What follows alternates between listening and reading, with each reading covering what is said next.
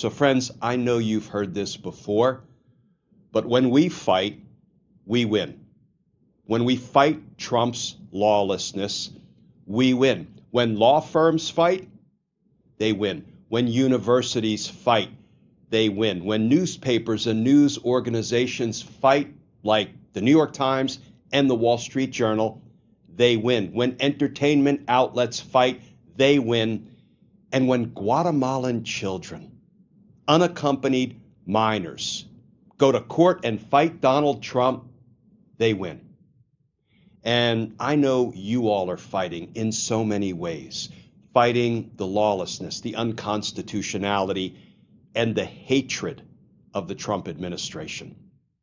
One of the ways I get to fight is by accepting damn near every invitation I get to speak to groups about the rule of law. In recent weeks, I've spoken at meetings and fundraisers and rallies for groups like Indivisible Nova, Northern Virginia, the Shenandoah County Democrats, Swing Blue Alliance, the Herndon Reston Indivisible Chapter, and others. And friends, just a few days ago, I had the pleasure of talking to a group called the Potomac Green Democrats at their Roll to the Polls rally. Because here in Virginia, early voting is open. And I don't mind admitting, I still get democracy goosebumps when I go to the polls. And when I spoke with the Potomac Green Democrats, we covered a lot of legal terrain, went through a lot of the legal issues of the day, as you will see when I roll the tape in just a minute. But if you'll indulge me just 30 seconds, and I haven't said this in several months now, if you're interested in supporting our all-volunteer efforts, our mission, our content here at Justice Matters, please feel free. Come on over to patreon.com. You can sign up to become a patron, and if you do, I will send you some Team Justice and Justice Matters stickers and a personal handwritten note of thanks. Now, let's roll the tape. This is a video of my recent rule of law talk to the Potomac Green Democrats.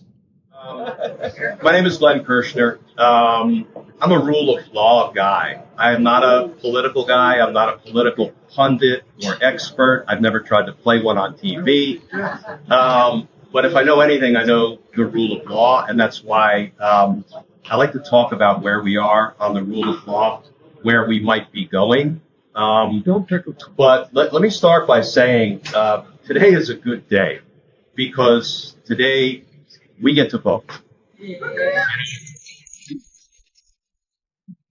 I still get democracy goosebumps when I go to the polls and vote. You know, I'll be going to vote for Abigail Spanberger and Ghazala Hashmi and Jay Jones and our delegates. So it's always a good day when we get to go vote. We still have free and fair elections at this point, and we need to keep fighting to make sure that that remains true. And I have skin in the Virginia game. So I live out in Leesburg. My office and my studio is out in Leesburg. The Army brought me to Virginia in 1991, and I've been here ever since. I didn't want to leave, so instead I left the Army after 2 active duty tours and joined the Department of Justice, which became my professional home for decades, specifically the D.C. U.S. Attorney's Office. You may have seen a good bit about that office in the press these days, courtesy of U.S. Attorney. Yeah, I have to take a deep breath before I say U.S. Attorney Jeanine Pirro. And I do want to talk about that a little bit later, and what's going on and how the grand jurors, sitting as the conscience of the community, are pushing back. Yeah.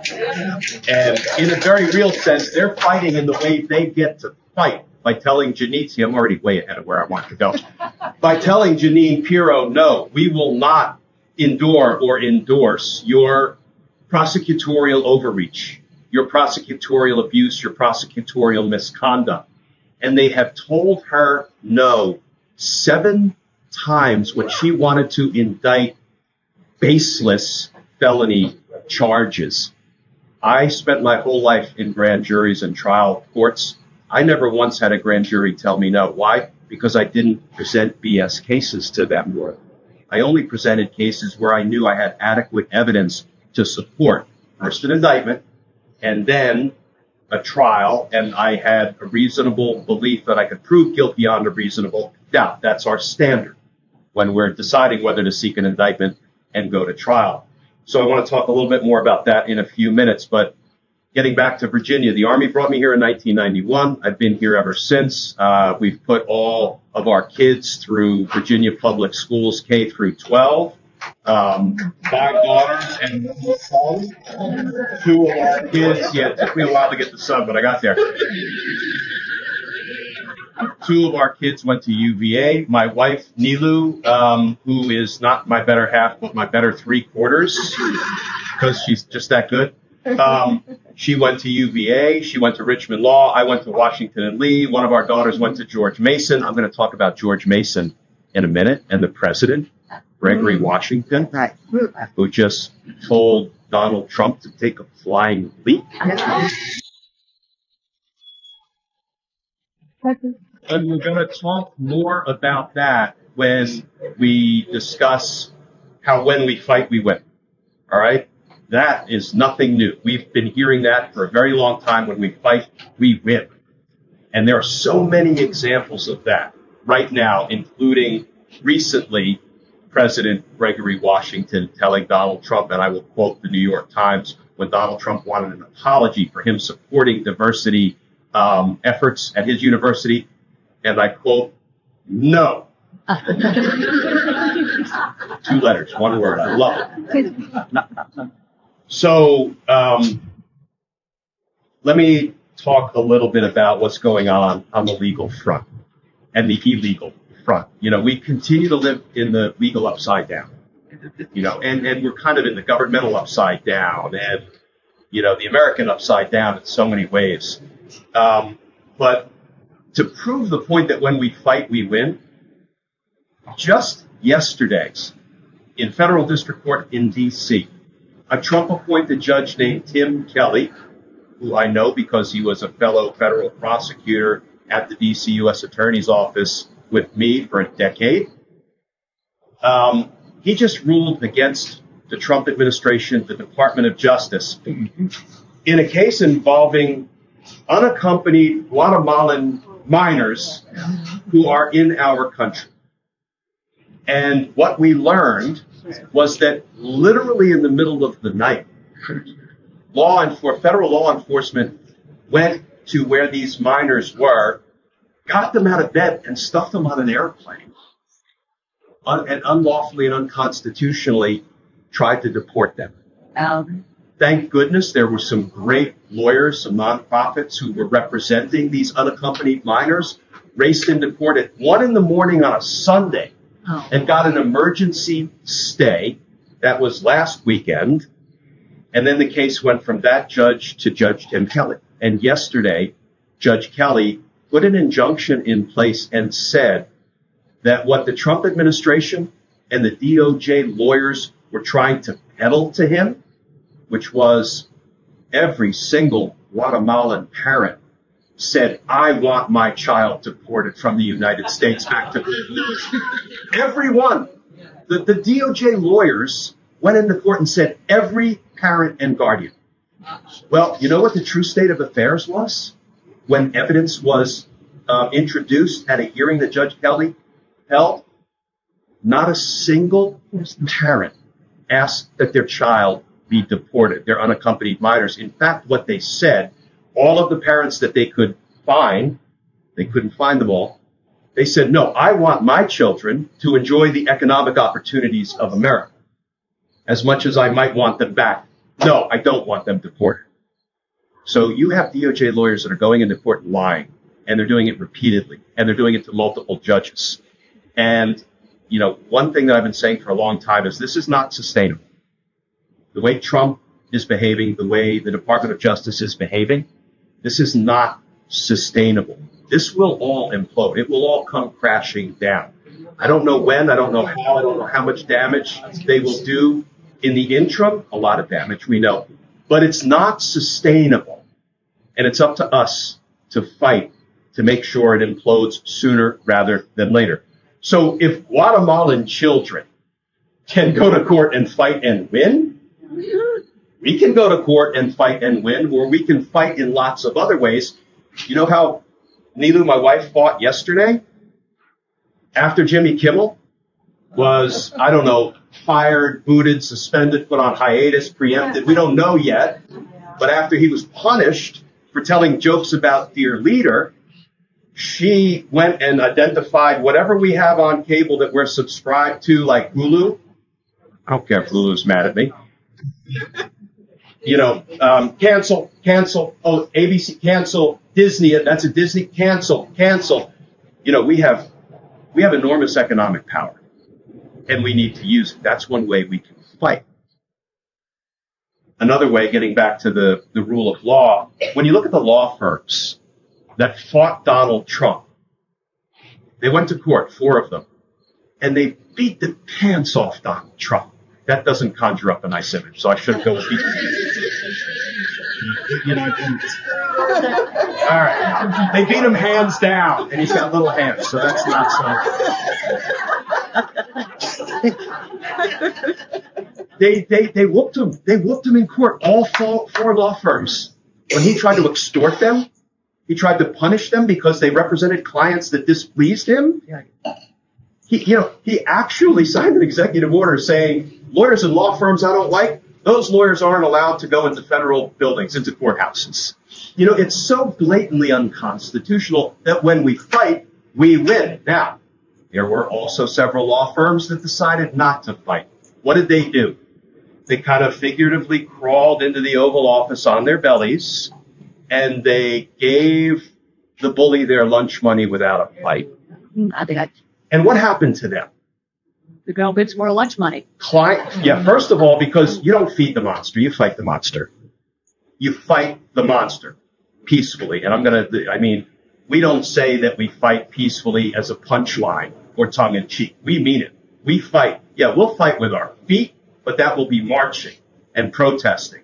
We fight with our hands, and that's making protest signs and getting out there. So, we fight with our voices, but we fight peacefully.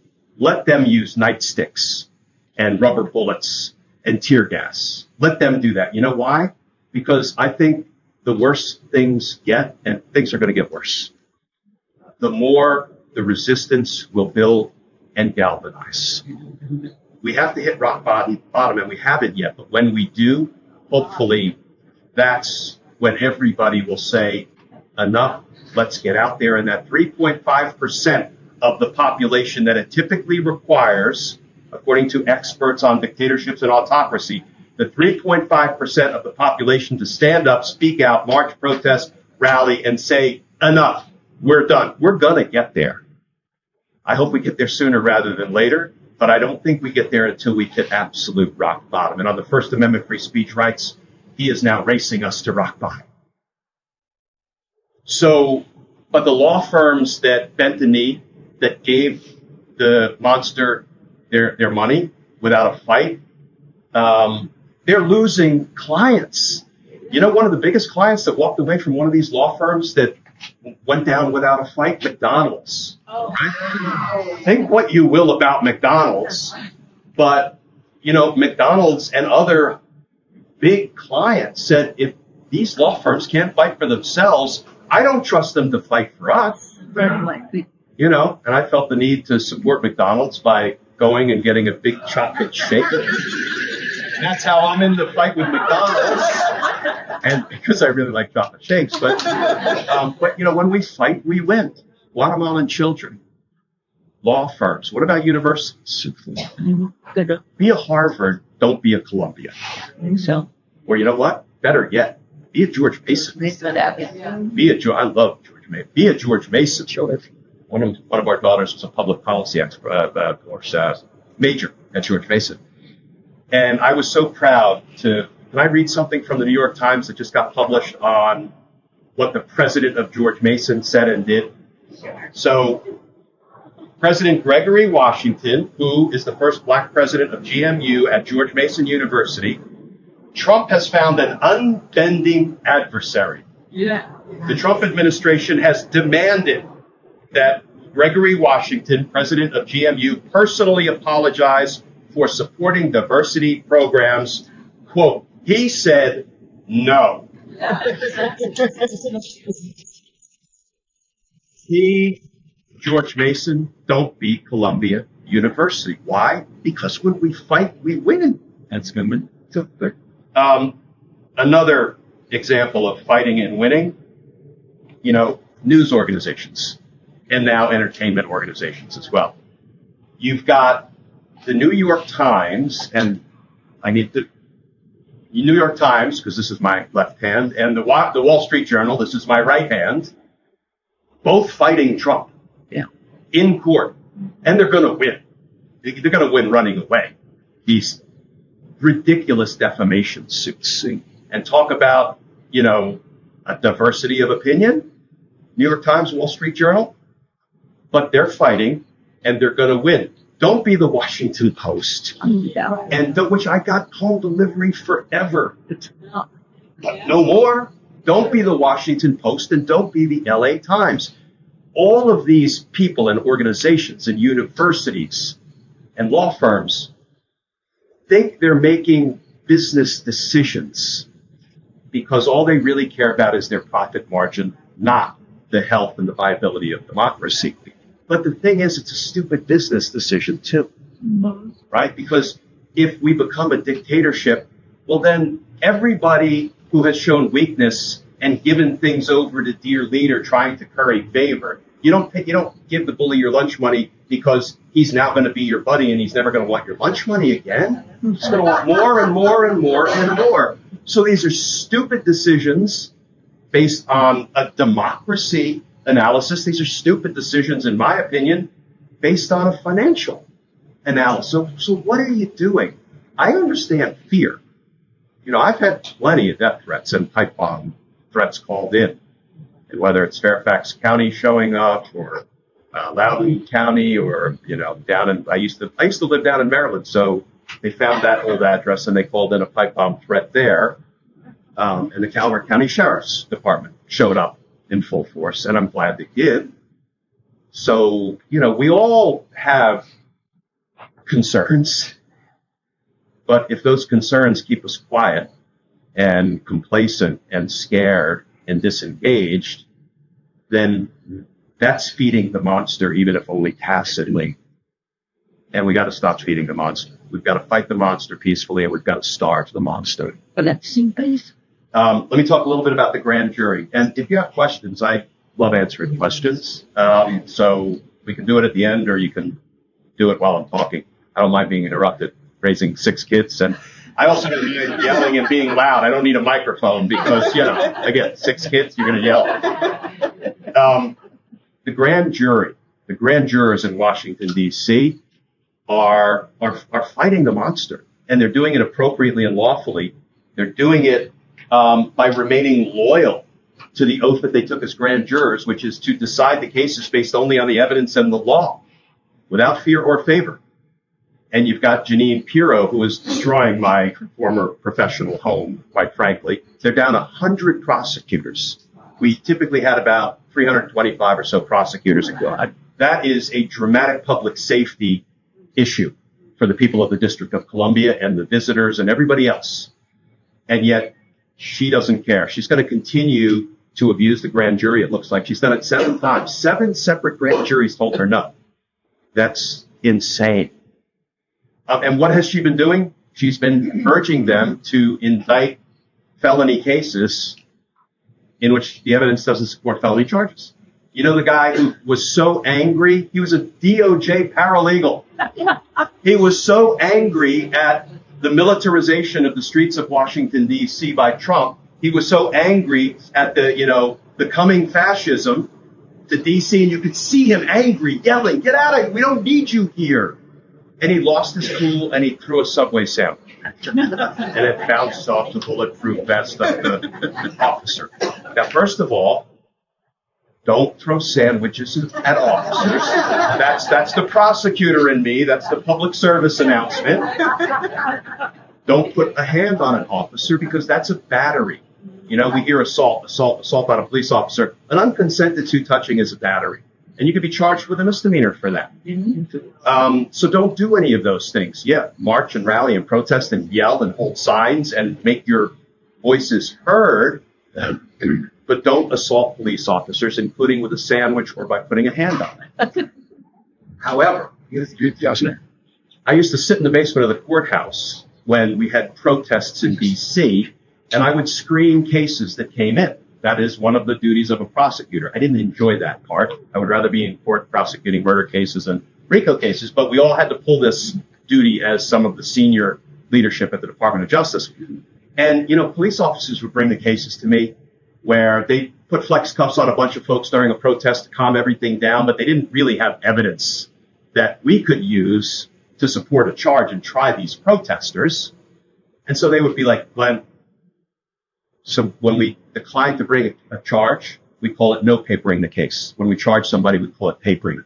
The officers were like, Glenn, this is a no paper. This is a no paper. This is a no paper. Because they knew that these are nonsense charges. They were just trying to calm everything down during a protest.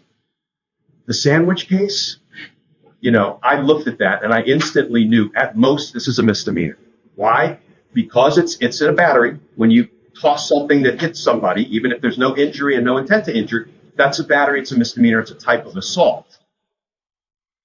So I'm like, yeah, that's a misdemeanor. If anything, most officers, I'll let you in on the inside baseball, would bring this and say, Glenn, this guy threw a sandwich at me. This is a no paper.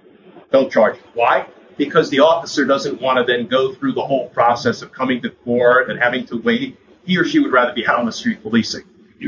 But I said, if it's anything, it's a misdemeanor. And I called two of my retired career prosecutors that I work closely with. I'm like, check my prosecutorial instincts because I've been out of the game. I retired from DOJ back in 2018. They instantly said, at most, it's a misdemeanor. And then when I heard Janine Pirro sent some prosecutor into the grand jury, I'm not sure who agreed to do this, probably some new hires by Janine Pirro, maybe some, Fox Entertainment types, and said, we want you to indict an 8-year felony crime for this guy who tossed the sandwich at a police officer. And the grand jury said, oh, hell no. And that is fighting back appropriately and in a way that they are authorized to fight back by not giving in to prosecutorial abuse and overreach and misconduct. And 7 grand juries have now done that in different cases. That's hugely consequential because fighting back takes lots of different forms. It's canceling Hulu. It's serving on the grand jury, honestly, in accordance with your oath, right? It's going to court if you have a case to bring against the Trump administration. So let me finish with current events on Jimmy Kimmel, right? So this is I had an interview this morning with my friend, Kim Whaley, who is she's an ABC News analyst at the moment. I don't know if she's going to stay there, but she is a constitutional law professor and expert at the University of Baltimore Law School, former federal prosecutor, and is just a very powerful voice for the rule of law, the Constitution. She's on Substack. So I'm not trying to get you all to go to my Substack, but I was talking with Sarah, and I thank Sarah and this group for inviting me here today.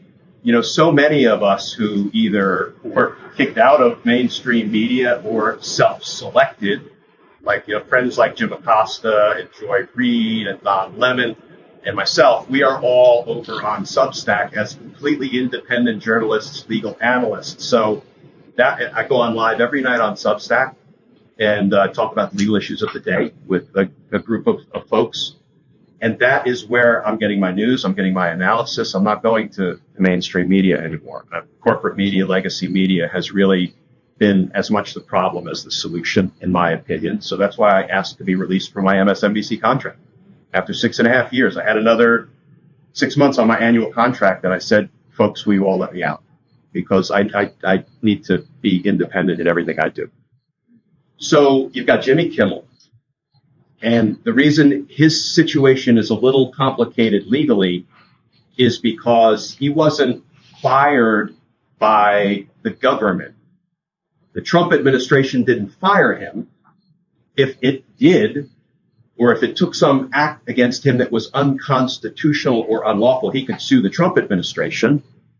What they did was they pressured ABC or Disney or whomever the big corporate conglomerate is that is looking to do some kind of a merger, and it's all about profit. So, oh, dear leader and FCC, you don't want us.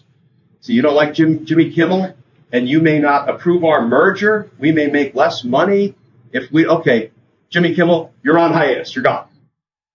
So Jimmy Kimmel might be able to sue his employer, right? Whether it's ABC or Disney or whomever he's in a contract with, if they violated that contract. And the question becomes, can he also bring a First Amendment challenge against the Trump administration for basically extorting, and I use that word advisedly, ABC to get rid of Jimmy Kimmel? My answer to that question is, I have no flippant idea. Because I was a career criminal prosecutor, not a civil litigator. However, when we fight, we win. And if you have civil litigators who say, hey, Jimmy, you've got a viable legal claim against both ABC and the Trump administration, fight. Fight, because the worst that can happen is you lose. Frankly, you're no worse off than. So, see if I had any other cases that I wanted to touch on. Right. Well, now I got to get really loud. Those were the cases that I wanted to talk about, and I'll finish up with this, and then I'm happy to take questions if we have time, and if anybody's interested in asking questions. It's a recurring theme that when we fight, we win, and fighting takes so many different forms these days.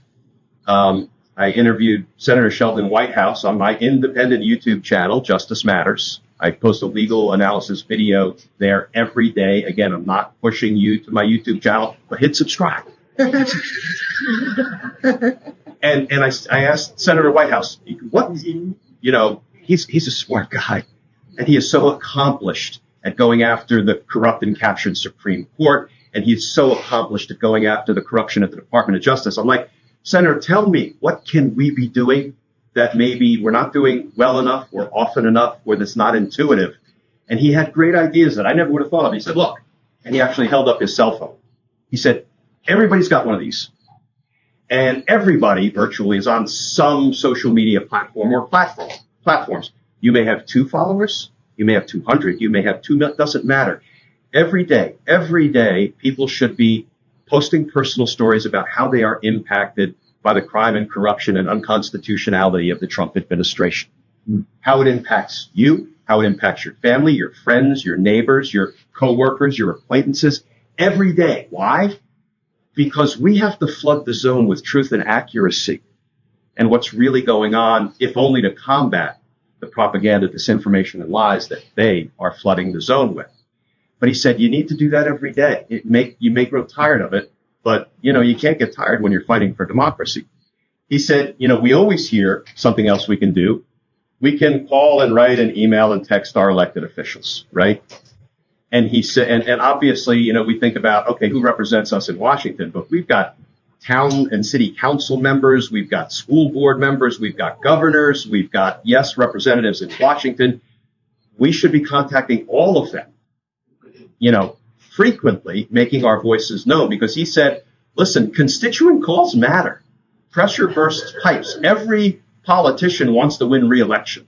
And he said, but if you live in a blue state, do it. But the other thing you can do is contact everybody you know in a red state.